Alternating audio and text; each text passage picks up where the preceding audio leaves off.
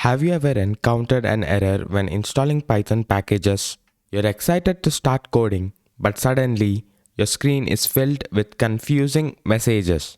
But here's the game changer: virtual environments.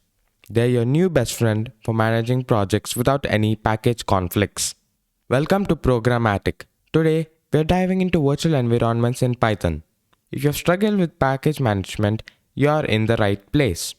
I've covered tools like UV before, and today we'll make virtual environments a breeze for you.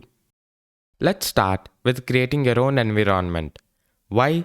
To keep your project separate and organized. Using UVVENV followed by the name of your virtual environment creates a dedicated space. Or if you need a specific Python version, you can just add --python followed by the version number to the command. Activate your environment with source followed by the venv name /bin/activate on macOS and on Linux, or .venv /scripts/activate on Windows. Deactivate with just deactivate.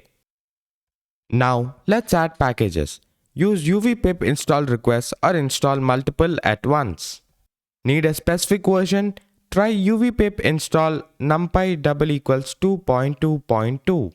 To uninstall a package, just use uvpip uninstall followed by the package name. List your packages with uvpip list or get a JSON format with uvpip list --format JSON. Check dependencies with uvpip check for a clean setup. Now that we have covered the basics, let's explore how virtual environments are used in real-world scenarios. In data science, libraries like TensorFlow and PyTorch often require specific versions to function correctly. Virtual environments allow data scientists to create isolated spaces for their projects, avoiding conflicts with system-wide packages. This is particularly important when working on multiple data analysis or machine learning tasks that may depend on different library versions.